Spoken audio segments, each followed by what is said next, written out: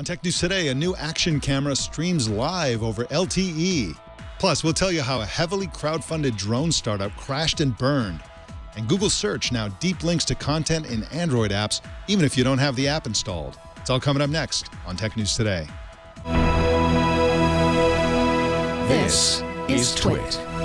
Bandwidth for Tech News Today is provided by CacheFly at CACHEFLY.com.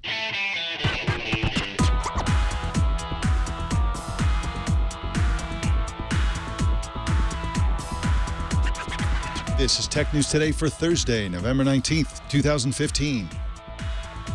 This episode is brought to you by Ring Video Doorbell. With Ring, you can see and talk to anyone at your door from anywhere in the world using your smartphone. It's like caller ID for your home. Right now, get free expedited FedEx shipping in time for the holidays when you go to ring.com/TNT. And by BollandBranch.com, the most comfortable sheets on the planet. If you order right now, they'll give you $50 off a set of sheets plus free shipping. Just go to BOLLANDBRANCH.com and use the offer code TNT. Tech News Today is the show where we talk about the tech news of the journalists who report it. My name is Mike Egan, and our co-anchor today is Politico tech reporter Zoya Sheftelovich. Zoya, welcome to the show. Good morning, Mike. I'm so glad to have you on again. You're not on often enough as far as I'm concerned. Now, you just got back from Australia. You had a big trip, and I appreciate you jumping on, even though you must have amazing jet lag. And I just wanted to touch base with you. I know you've been following the events in Europe after the Paris attacks, and you're there in Brussels, the capital of the EU. What is the mood there in Brussels and in Europe generally after the attacks? You know, it's an interesting question because it feels like everything has changed. It's sort of the game changer for the EU in many ways, more so than the Charlie Hebdo attacks, which happened earlier this year, more so, I think, even than the London attacks, which happened a few years ago now. There's a real feeling that terrorism can strike anywhere. It could happen to anyone. After the Charlie Hebdo attacks, there was sort of this idea that, that was a predictable target. They had sort of identified themselves as a target by publishing Prophet Muhammad cartoons. Here, it was such a random act and targeted towards such a broad range of people, completely indiscriminate.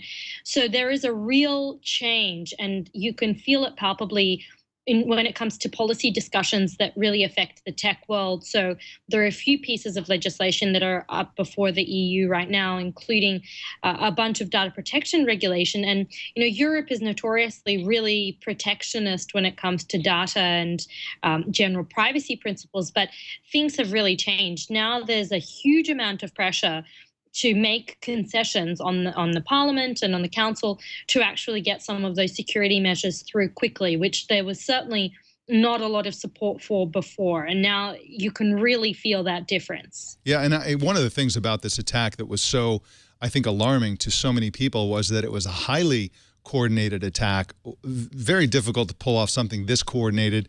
The terrorists were very well organized. They were very well prepared, and nobody knew it was coming.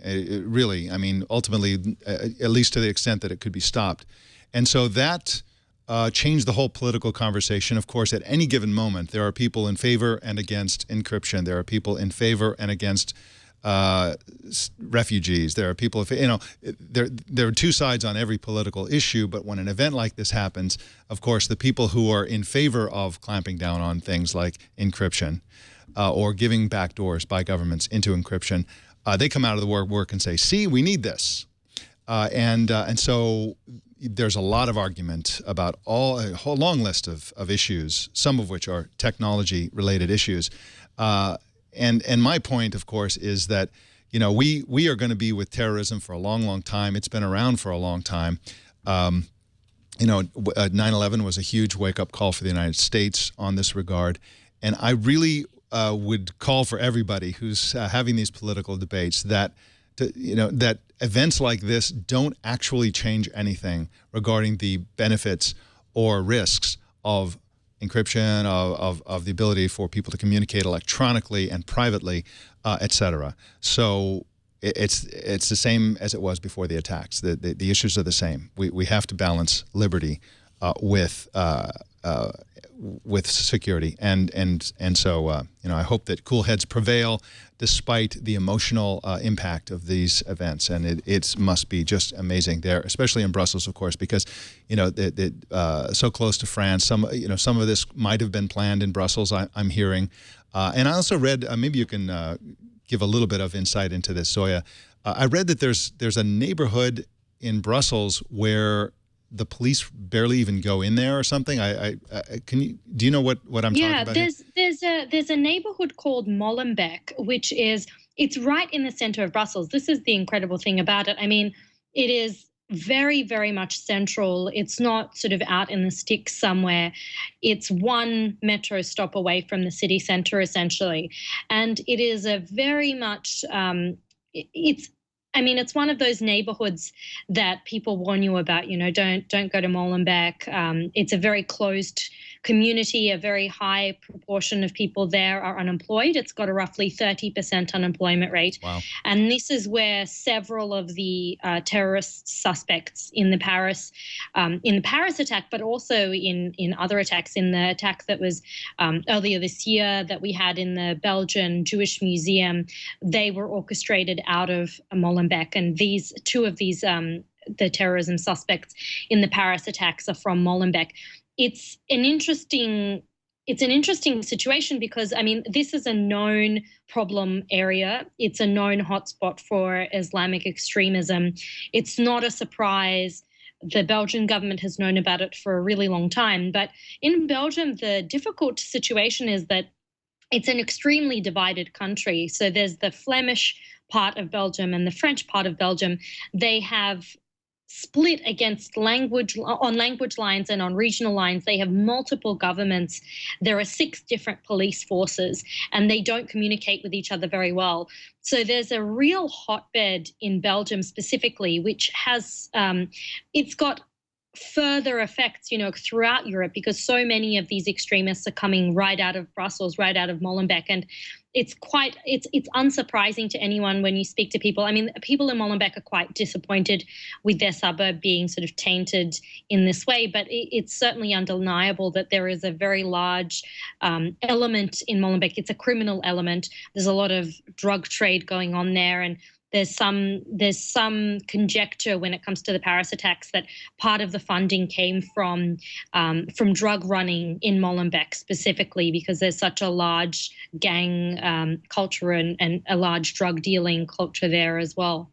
Yeah, it's and as is the case in all such sort of ghettoized immigration locations. There are many of them in the United States. In Los Angeles, there are many, where you can live your entire life and never speak English. You can always just speak your native language.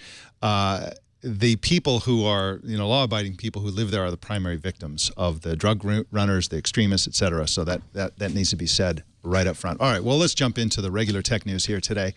Google is now providing deep link search results for content that exists exclusively inside certain Android apps. But here's the best part. They'll show you that content even if you don't have the apps installed. Ryan Whitwam wrote about the news for Geek.com and joins us to explain what the heck's going on here. Ryan, welcome to the show. Hey, thanks for having me. Thanks for coming on. Now, how does Google deep link to content inside an app when you don't have the app installed? So they're actually streaming the entire app's interface to the phone. This is not an entirely new idea for Google. They've been indexing the content inside of apps for a while. And if you had the app installed, you might see in search results a link to the content of the app, and it would open the app to whatever page had the relevant information. So now with these, just a select few apps for this experimental phase, you can actually see the entire app without having it installed. So there's this hotel search app that they're using for the test. So if you search for I need a hotel, in whatever city, it might show you this link, and it says stream next to it. And you click it, and it opens what appears to be the entire app, but it's just the app streaming to your device. Right now, this only works over Wi-Fi. I feel like it should work fine over LTE eventually. This is probably just, in the test phase. They want to make sure latency is as good as possible. It doesn't feel quite as smooth as a native app, but it's surprisingly good. You can click around in the app, and you use like the nav buttons on your phone, and it just understands it. And it's really cool. And I could sort of see a future where maybe you don't have to install a lot of apps that you might need. You could just stream them. So, maybe a phone that has less storage won't be a problem. So what sort of permission does Google need for this to actually happen? Do they need to ask app developers for permission? Because it seems quite a different model to actually be showing stuff without someone having to, sort of click OK and download that app. Well, because these apps are running on a server someplace, they don't have any specific permissions on your device. On the app developer side, they're working closely with this select group of developers to do this right now. Presumably, if they roll this out widely, they'll just add an addendum to the developer agreement, like you agree to have your app streamed, to devices. I don't think that it'll have any significant impact on the way apps are sort of managed on the developer's end. I'm going to try doing this myself. I'm going to stream a bunch of apps and see if they complain. Yeah. No, I'm not going to do it. It only right now it works in the Google app on Android. So like if you're in Chrome and you do a search, it won't show these results. So you have to actually open Google Now or use the search box on your home screen. Now, right now, this is going to be a gradual rollout. There's just a small number of content or app partners right now. But Google has been indexing the hell out of these apps for a long time. How many deep link search results do they have indexed so far? They say they have, I think, a few 100,000 indexed links inside of apps. But that doesn't do you a lot of good if you don't have the app actually installed. So that's why this whole idea of just streaming the app to you is really interesting. So it might be feasible at some point that you'd only have a small subset of apps that you need offline on your device, and then you can just call up whatever other app you need on your phone as long as you have an internet connection. So Google is calling this an experiment. What happened to beta? Is it just a beta? Experiment. I feel like Google uses experiment when they think something might break, and they'll just stop doing it. Like if you go into the settings in Android 6.0, there are a number of experimental features in like the App Tuner UI, and they have a very clear warning when you open it up and turn it on, like this stuff could break or go away at any point, so don't rely on it too closely. So it might be that they decide this just doesn't work well enough, and it never even becomes a beta or a real product. But I mean, it's available pretty reliably, I think, everywhere right now, and they don't usually do that with things that they don't think will work. So I don't know why they're choosing to use the word experimental. Maybe just because there's so few apps that it works with right now. But it's already really impressive. It's not super smooth, but it's good enough, and the image quality is reasonably good. So as long as you have a fast internet connection, I see no reason why this shouldn't work just fine. I think it's funny that these companies, especially the big companies, use these labels like experimental, like beta, like alpha, mostly like, don't judge me, man. I'm still working on it. I mean, Gmail was beta for 5 years. Siri was beta for a long time, and they were making billions of dollars on Siri before they stopped calling it beta. I think if you the first time you open Google Maps navigation on an Android phone, to this day, it still tells you that navigation is a beta feature. Yeah, interesting. And my guess is also that they call it an experiment rather than beta because it's a feature, not a product. I would imagine only a product can be a beta. Anyway, that's just guesswork. It doesn't matter. It's a big flag that says, hey, this isn't quite baked yet, so your mileage may vary, etc. Ryan Whitwam is at ryanwhitwam.com, and you can follow him on Twitter at, you guessed it, Ryan Whitwam. Ryan, thanks for joining us on Tech News Today. Hey, thank you very much. We've got more news for you coming right up. Actually, really fascinating feature on Fast Company about Facebook. But first, I want to tell you about the Ring Video Doorbell, the most frequently used gadget in my house. It's frequently used because anytime anything happens in front of the door or on the porch there or in front of the house, I know what happens because I have the motion sensor set up to automatically capture high-quality video and post it in the cloud so I can look at it from anywhere. I can look at it immediately. I can look at it live. I get a notification on my watch and my phone, and if something's happening, I just tap on the app and I'm watching live what's happening in front of my house. It's so nice. Now, I actually live in a really safe area. It's like this rural community. There's basically zero crime that I'm aware of. And so I'm not that concerned about the security aspects, but it's great to know who's coming and going, what's happening in front of the house. And I use it just constantly, and it just lets me know what's happening. One of the things I use it for example, I have a vibration set on my smartwatch. And sometimes when I pretty much know when something's going to happen, like let's say, for example, I know that my wife is going to leave the house sometime in the next half an hour. And then 10 minutes later, I feel the vibration on my wrist. I don't even look. I just know, okay, she just left. No big deal. But it's great to know when people are delivering packages, whether they deliver the package in did they throw the package at the door? Did they put it down gently? You have all that information because, of course, you get this really great live video. Super easy to install, super affordable. This is a fantastic gift. You want to get somebody something they're really going to make make good use of. Get them a Ring Video Doorbell. So great. Give the gift of peace of mind and convenience with the video doorbell. Time Magazine called it one of their top 10 gadgets. Go to ring.com/TNT for free expedited FedEx shipping. That's ring.com/TNT. And with Ring, you are always home. A new action camera is like a GoPro, but it performs a truly dangerous stunt. It streams live over LTE. It's called the Iris 4G, and the company is called SiOI. Sean O'Kane wrote about the Iris 4G for The Verge and joins us now. Welcome to the show, Sean. Hey, Mike. How are you doing? I'm doing great. Am I pronouncing the name of the company right? Is it SiOI? Yeah. Okay, great. Now, why does SiOI think they can succeed with live streaming when other companies have avoided it like the plague? Well, yeah, that's the right way to frame it, right? They basically, their big thing is they've been working with T-Mobile and AT&T out in Washington and in a couple spots around the country, Colorado specifically, to optimize this streaming for their network. And they're also, since they're a startup without, any sort of brand to protect, they're willing to cap those streams at 480p. And I think that's a big reason why a lot of these other action cameras haven't really embraced live streaming yet or built them into their cameras in the same way, because the cellular connection that you need to use doesn't really make HD streaming work that well. And it's too much of a risk to take if you're GoPro and you're going to do live streaming, but it's going to have to be a poor resolution live stream. So this is a company that's, willing to take that risk, start at a capped 480p live stream that also lets you record 1080p at the same time. So you can live stream something, but also come away with an HD version of it. And, as the cellular connection can get better and as they can optimize for the networks a bit more, down the road, they could be able to just, push a software update and allow people to stream HD.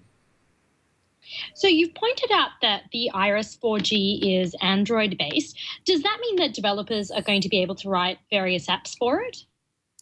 Yeah, I mean, it could take advantage of existing apps, or developers could really get their sort of hands dirty and make something specifically for this. I don't know. It's a really nice idea. I don't know if, the SDKs and open platforms always are sort of great in theory and then maybe never materialize the way that people want them to. But I think it's a really great way to start it, and it's at least another differentiating feature for this company, whereas all the other action cameras are completely closed platform. They're going to dial down the resolution and the quality, and since they're doing that, why not just stream from a smartphone? I mean, the thing is, you're more willing to put something that's built to take a hit in harm's way than you are with your phone. It's definitely great to be able to periscope from wherever, to Meerkat from wherever if you're still using Meerkat. But if you want to stream your run down a mountain or your run down a whitewater rafting trip or any number of these things, which is really what they're going after. These like action sports fans, you're going to want to put something that can probably take a hit in harm's way before you're going to put your iPhone in harm's way. And what's the deal with all the sensors? My understanding is that there are a bunch of sensors on board. Yeah, so they have, your typical suite of like gyroscope, accelerometer, barometer, and basically the selling point of that is that it can capture all this data and it can relay that over the live stream. So not only are you seeing an actual stream of the video, but you can also get a little feed of like, oh, this person is going this many miles an hour. They've just went over a jump and went this high in the air. It just sort of makes that stream a little better. A lot of the different action companies offer that right now. GoPro is actually curiously one that doesn't, but I'm sure that's something that's going to change in whatever their next big release will be. But TomTom and Garmin are two that do this really well, actually, where it captures a bunch of data while you're filming, and then without even doing any work, it can overlay that right on the video that you get at the end. And it works pretty well. Now, there's a camera, of course. Can you take pictures, like still pictures? Yeah, it can shoot stills up to 18 megapixels, and I think the quality is going to be. It's hard to say if it's going to be comparable to something like a GoPro, but the specs on the sheet sound comparable in that it can record 4K, it can record 2K, it can record 1080p, and it can do all of those at relatively high frame rates. 120 frames per second at 1080p. And that's something that not a lot of other action cameras can really claim. Really, only GoPro and Sony at this point. And then 18 megapixel stills, which is I think 6 megapixels bigger than what the GoPro Hero 4 can take. Interesting. Now, one last quick question. This is a Kickstarter campaign, and it's in its early days of fundraising. Do you have any reason to have confidence or skepticism about whether this company can deliver? I mean, they're taking a really ambitious line on this. They want to deliver this in Q1 2016, and that's becoming more and more unheard of with Kickstarter campaigns. A lot of these kind of startups are realizing that they need to give more lead time because a lot of them were ambitious, maybe too ambitious in the last couple of years, and had to keep delaying and delaying and delaying. But I mean, they say that they basically are spun off of a big Chinese telecom group, and they have sort of the backing on that end. They have a whole bunch of stuff in line for the manufacturing process.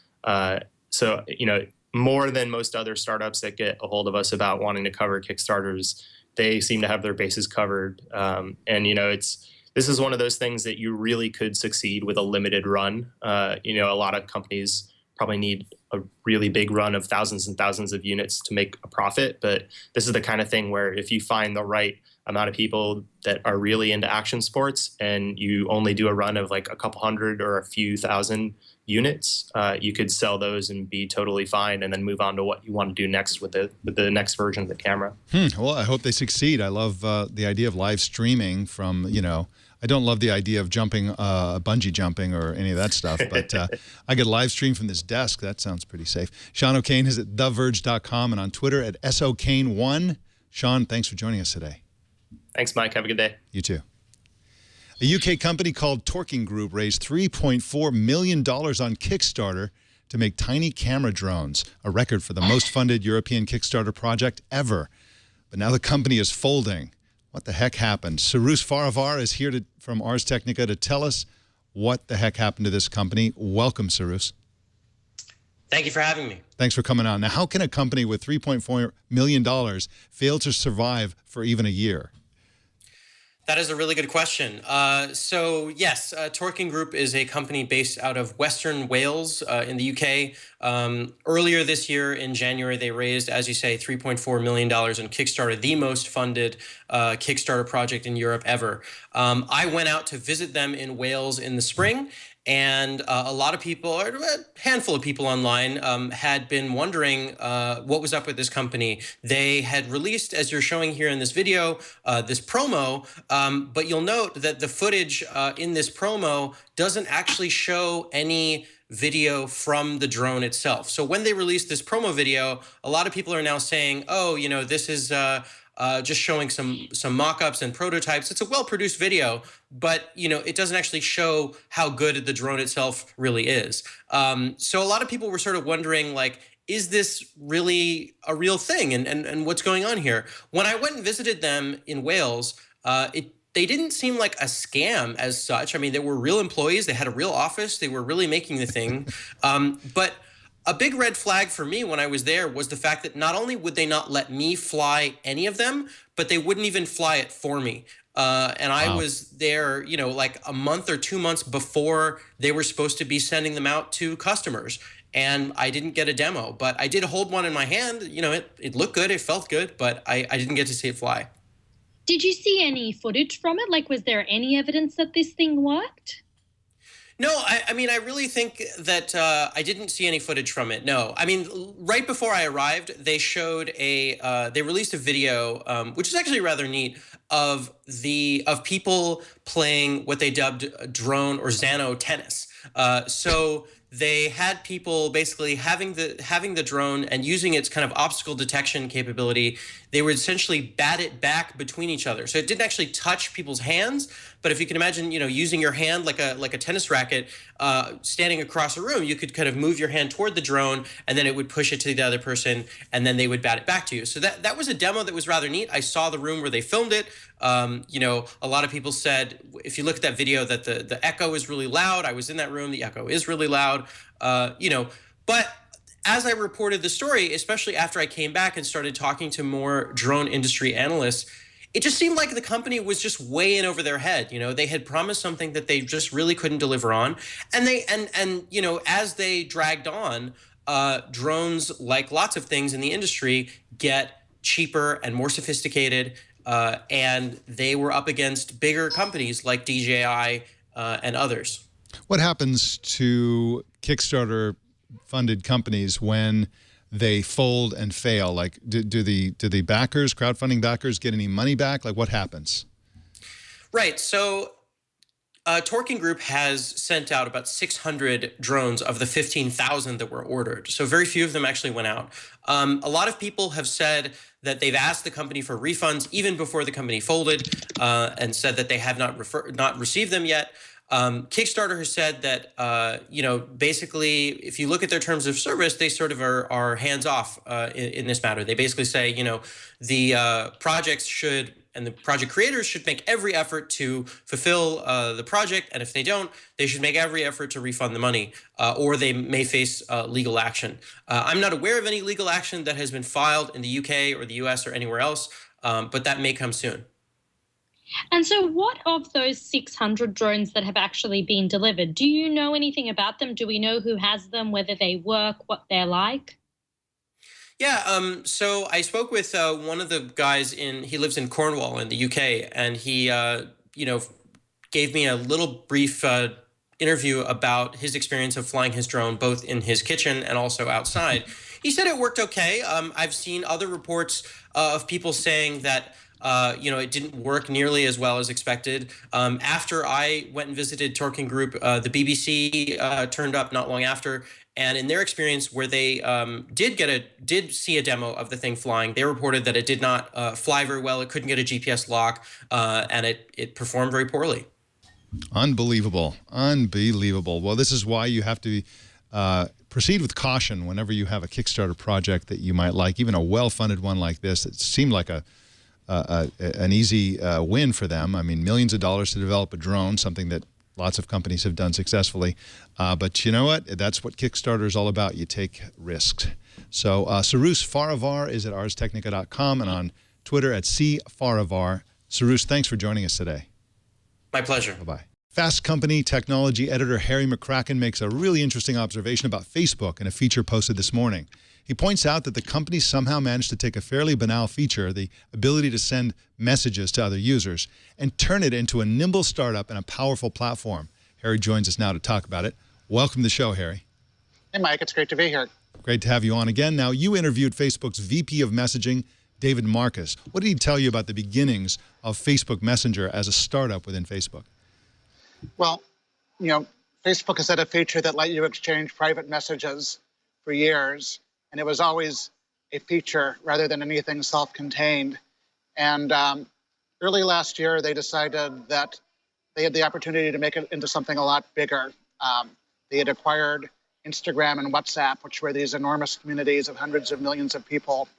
And they decided that if they took Messenger and they split it off from Facebook and told people they had to download the Messenger app to use it, they had the opportunity to build it out into a more self-contained thing with a lot more functionality and maybe the opportunity to also make a lot more money from it. How much autonomy does the Messenger group have within Facebook?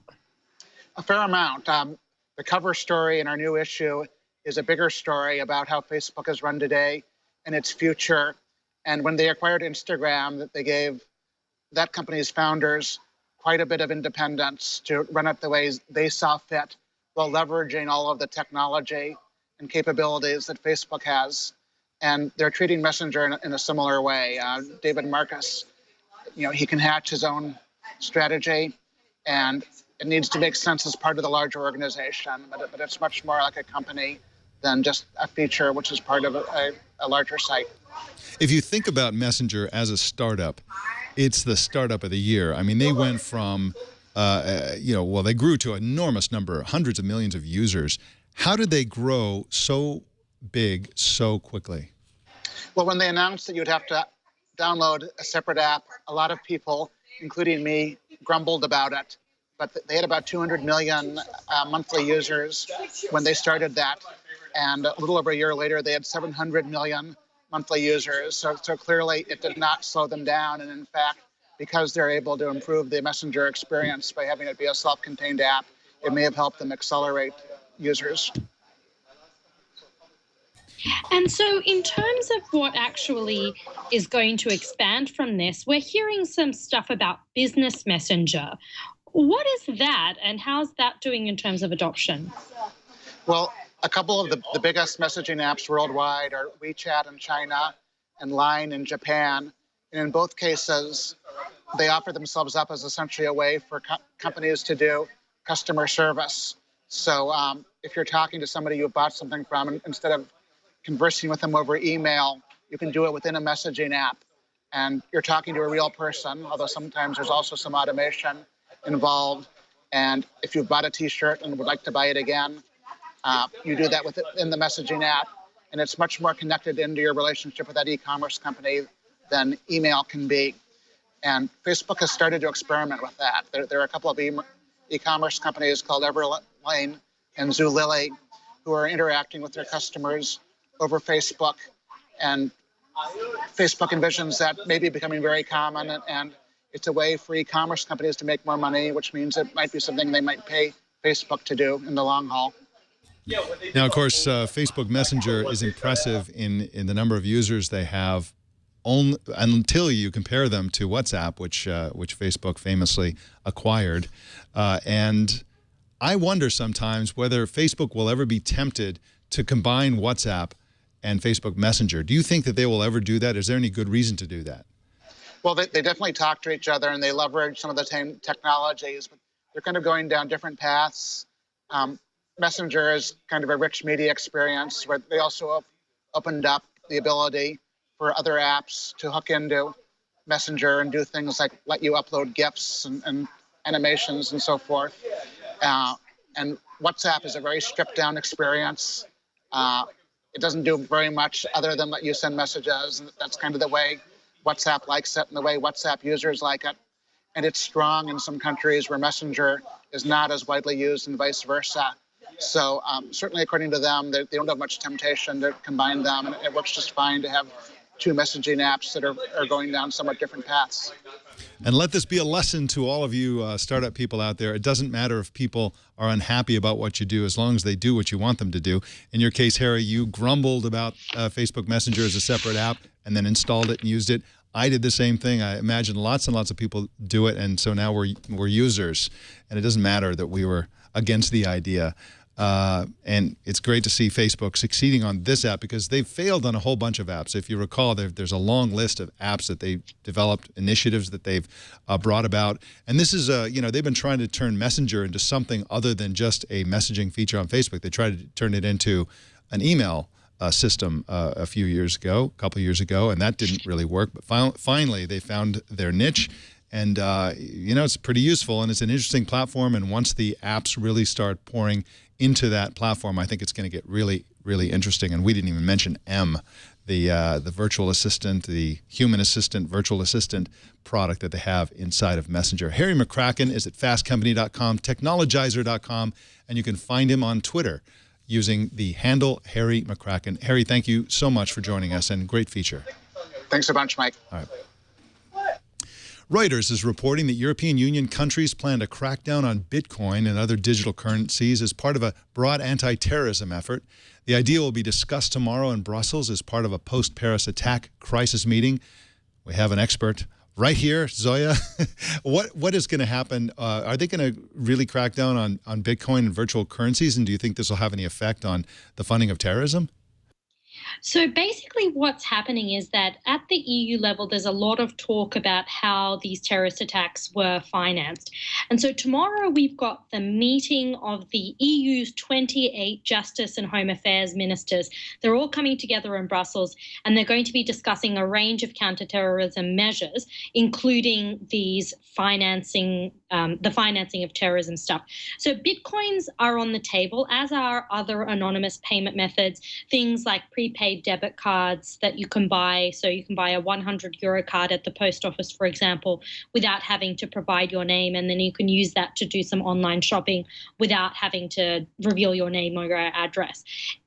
So the council meeting tomorrow will have a resolution at the end of it, and that will present the EU justice ministers' positions.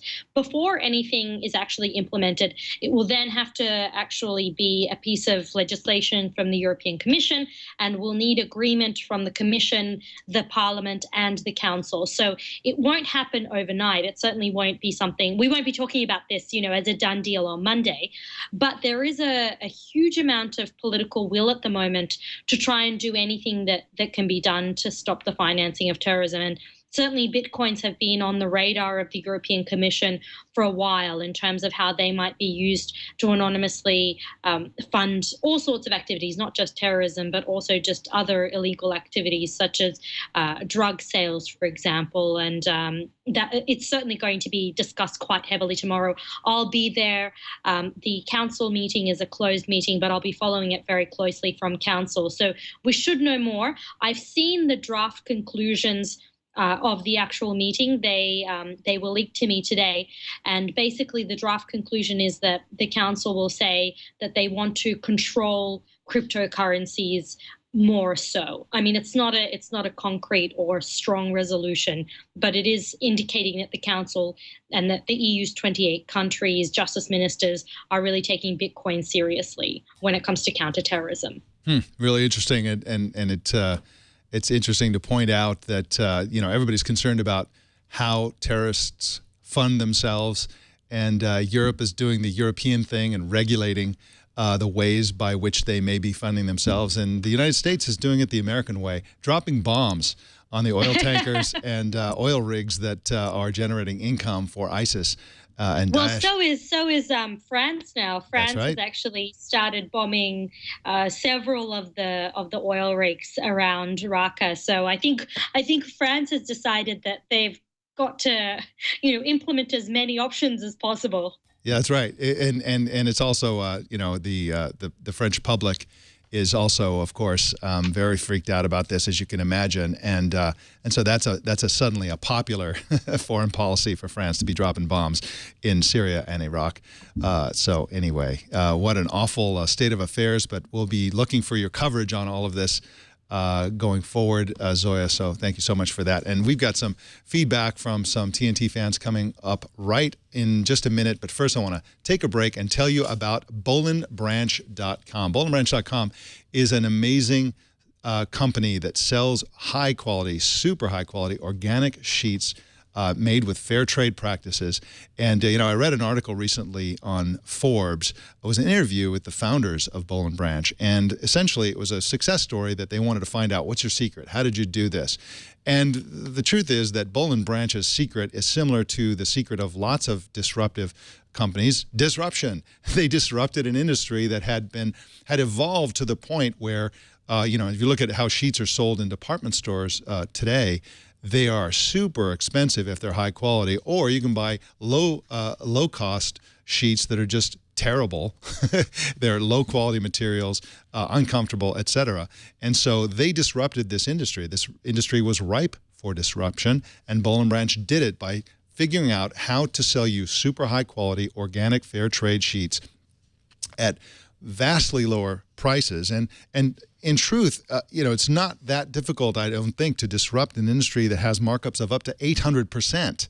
I mean, that's an industry that's ripe for disruption, and technology and other means by which you can disrupt an industry like this have to be taken because, it's like, why should they continue to sell sheets at such high prices? You get amazingly luxurious sheets from Boll & Branch at very, very low price. And right now, Boll & Branch is so confident you'll love their sheets, they'll let you try them completely risk-free for 30 nights. Gets even better. If you order right now, they'll give you $50 off a set of sheets plus free shipping. Just go to bollandbranch.com and use the offer code TNT. That's right, $50 off a sheet set immediately by going to bollandbranch.com and use the offer code TNT. Got some email and feedback from some TNT fans. One, Stan Cook, who wrote us an email about whether the iPad Pro could be used as a laptop replacement. We talked about that on Wednesday with Kevin Toffel.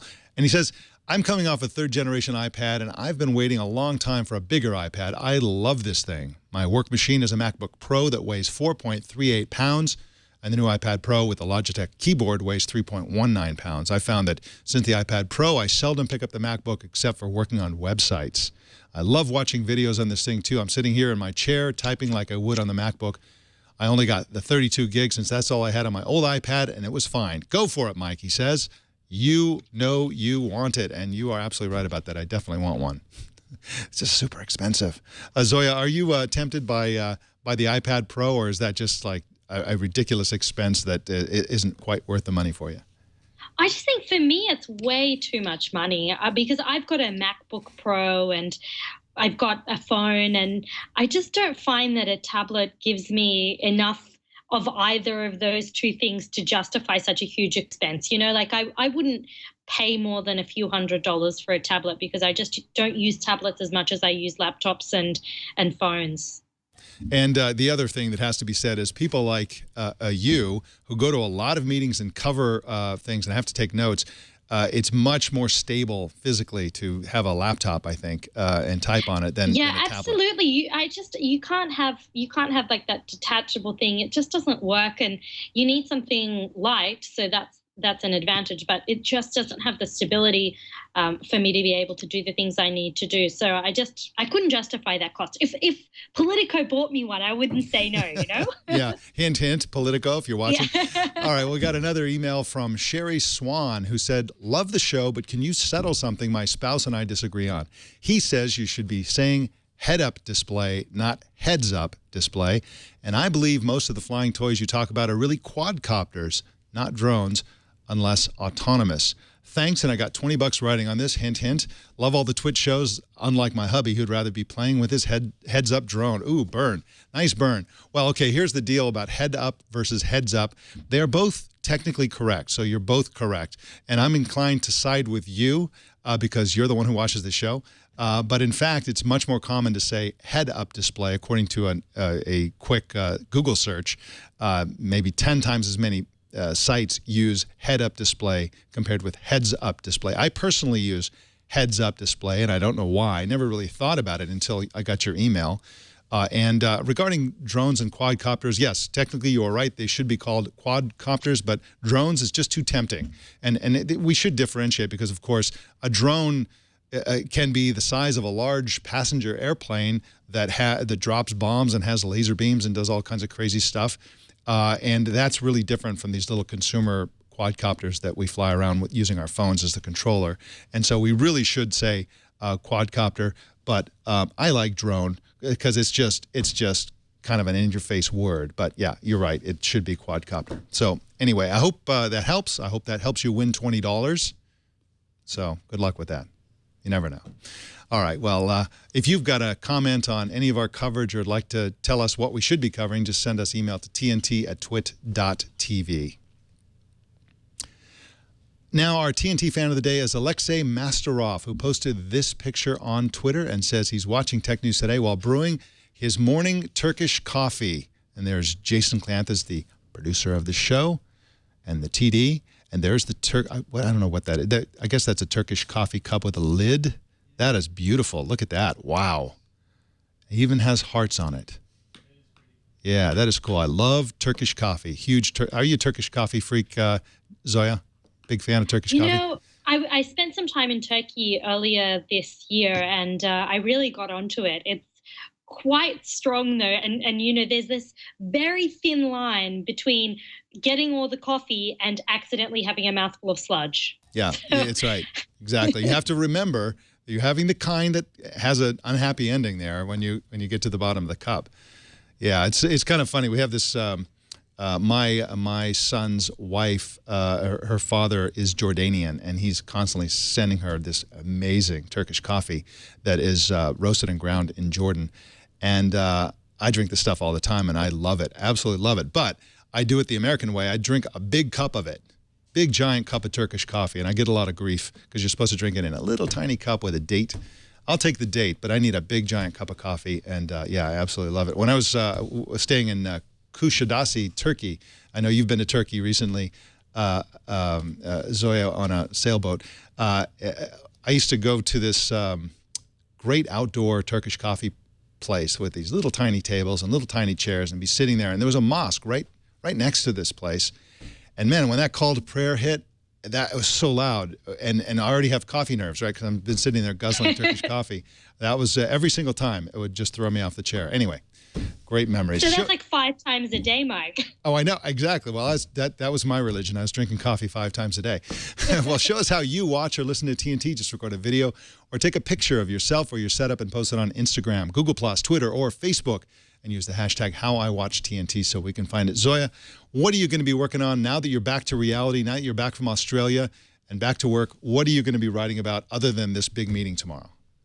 Well, the big news happening in Europe right now, and it's related to the Paris attacks, there's a real sense of urgency around a few pieces of data protection regulation that are currently making the rounds in the EU. So there's the general data protection regulation.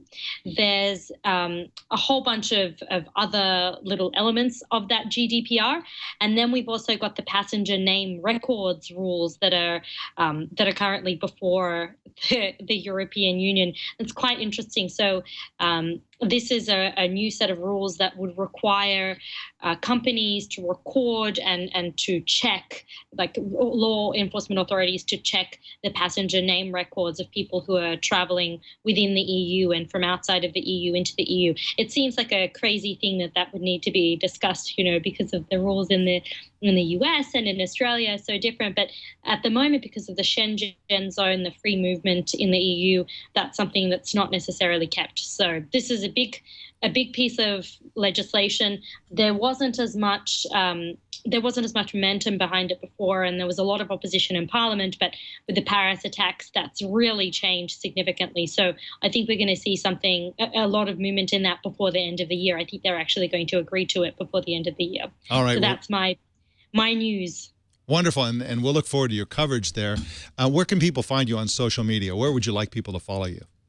Well, on Twitter, you'll find me at Zoya Chef, and that's really my main social media presence. All right, wonderful. And that's Zoya Chef with an S, not a C. It's not about a cooking type of content. Chef Although if I need a new job. Right, exactly. You could always have being a chef to fall back on. Well, Zoya, thank you so much for stepping in today and co-anchoring. Great to have you on the show and hope to have you on again very soon. Always a pleasure, Mike. I'll see you soon. Okay, pleasure was all mine. Take care. You can subscribe to Tech News Today at twit.tv/TNT. And if you're ever in the San Francisco Bay Area, come on in and watch us as part of our studio audience here in this house of brick. You can send email to tickets@twit.tv before you come in, and you can follow us on Facebook at facebook.com/TechNewsTodayTV. And don't miss our other news show, Tech News Tonight, at 4 p.m. Pacific every single weekday. And that is the Tech News Today. This show is produced by Jason Cleanthus and edited by Tony Wang. My name's Mike Egan. Thanks for tuning in. We'll see you tomorrow.